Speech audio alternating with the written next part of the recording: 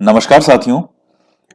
देखिए मित्रों, आज जो रीट का रिजल्ट आया है, तो रीट के रिजल्ट से संबंधित जो काफी विद्यार्थी हैं, वो कुछ उनके क्वेश्चन थे जो सबके समान रूप से थे।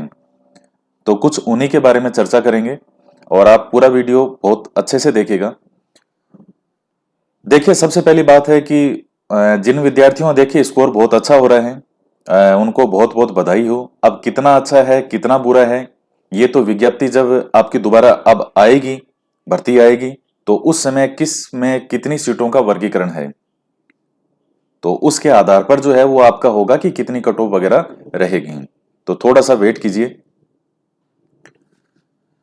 तो हम आगे बात करते हैं रीट के रिजल्ट के पश्चात अब क्या है इसमें। सबसे पहला क्वेश्चन ये था कि क्या ये फाइनल रिजल्ट हो गया या सिलेक्शन हो गया क्या। तो ये देखिए, कोई अंतिम परिणाम नहीं है।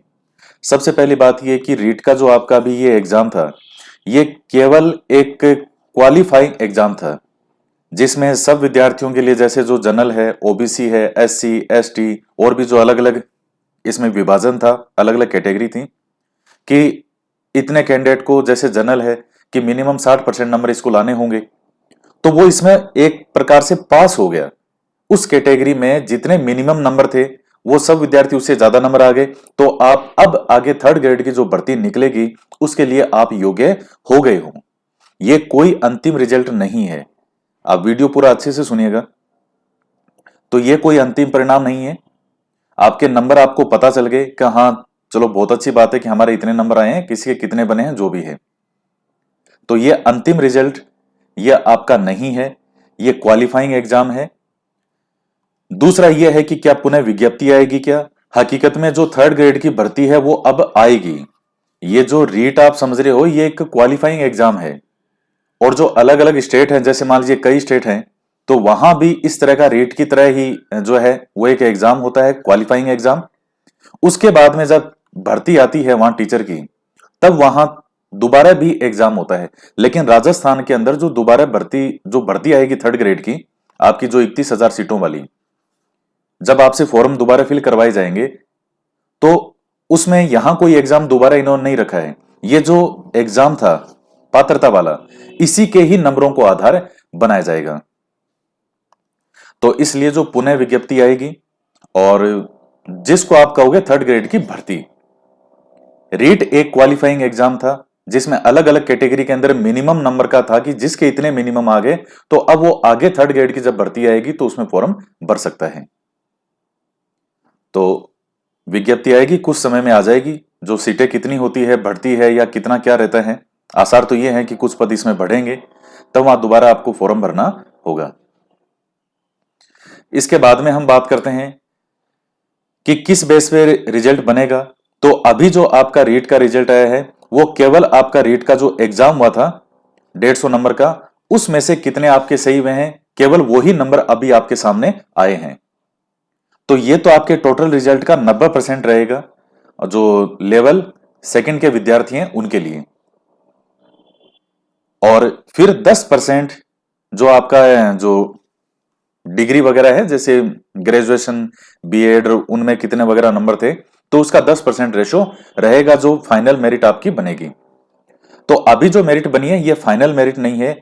ये आपकी जो फाइनल मेरिट बनेगी विज्ञप्ति आने के बाद, उसका 90% ही है जो लेवल सेकंड के विद्यार्थी हैं उनके लिए।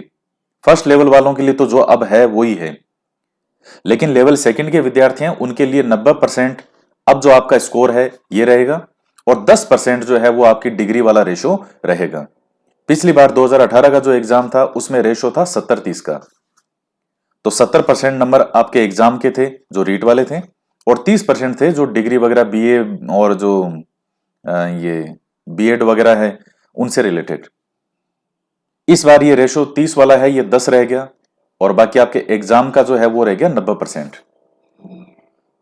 तो जब विज्ञप्ति निकलेगी, आप उसमें अपने नंबर वगैरह भरेंगे, कितने रीट में आए, कितने इसमें आए, सब चीजें भरने के बाद में फिर फाइनल रिजल्ट आएगा। उसमें हर सब्जेक्ट की कट ऑफ वगैरह जो है वो जारी की जाएगी बोर्ड के द्वारा कि इनका इतना इतना रिजल्ट रहा है। अब इसके बाद में बात करते हैं सीटों का वर्गीकरण। तो ये जब थर्ड ग्रेड की आपकी भर्ती आएगी, तो उस समय सीटों का ये वर्गीकरण होगा कि इस एग्जाम की इतनी सीट है, ये इस सब्जेक्ट की इतनी सीट है, इसकी इतनी है, किसकी कितनी है, वो उस समय सीटों का वर्गीकरण किया जाएगा। अभी ऐसा कोई सीटों का वर्गीकरण ही उपलब्ध नहीं है, तो अभी कुछ ऐसा है नहीं फिक्स। जब बाद में विज्ञप्ति आएगी 3rd ग्रेड की, और उस समय कोई किसी का दोबारा एग्जाम भी नहीं है, आपको तो केवल फॉर्म ही भरना है उसमें। और बाकी देखिए, जो अलग स्टेट है, दूसरे स्टेट है, वहां कई जगह बाद में भी जब भर्ती आती है तो दोबारा एग्जाम होता है, लेकिन यहां राजस्थान के अंदर रीट का एग्जाम है, इसके बाद में दोबारा 3rd ग्रेड की भर्ती के लिए कोई एग्जाम नहीं लिया जाता है अभी जो सिचुएशन चल रही है उसमें।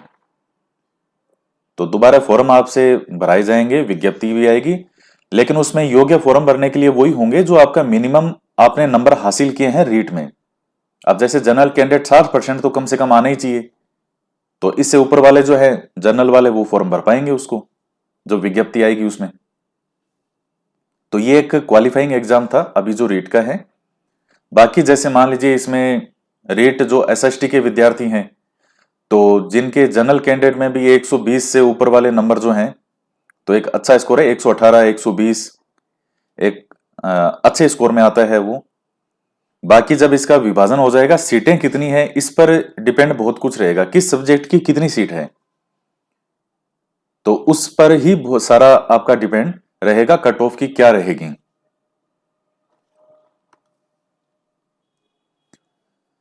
और एक इसके अलावा विद्यार्थी ये और पूछ रहे थे कि सर आंसर की तो अभी आई नहीं, इन्होंने आपत्तियां ली थी, बिना आपत्ति के, आपत्ति दर्ज किए इन्होंने रिजल्ट कैसे जारी कर दिया।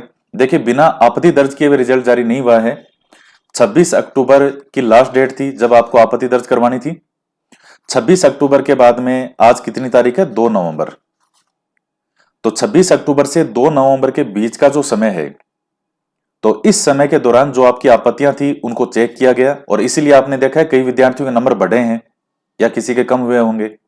तो जो आपत्ति सही लगी या इनको लगा होगा कि हाँ ये प्रूफ हमारे पास था, इसको हमने मान लिया, तो आपत्ति के अंदर चेंज करके ही ये रिजल्ट जारी हुआ है।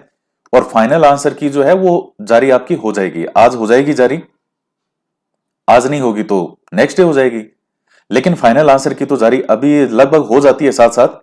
आज तो साइट ही हैंग है थोड़ा, इस वजह से बहुत सारे विद्यार्थी तो देख ही नहीं पा रहे हैं रिजल्ट अभी। तो आपत्तियों में चेंज होने के बाद में ही हुआ है, और आपत्ति में कोई क्वेश्चन का अगर आंसर बदला गया है तो वो चेंज सभी के लिए है। ऐसा नहीं है कि अभी कोई आपत्ति लगा रहा है, आपत्ति लगाई और वो सिर्फ उसी के लिए चेंज है, वो चेंज सभी के लिए है, और चेंज होकर के ही ये रिजल्ट आपके सामने जारी किया गया है।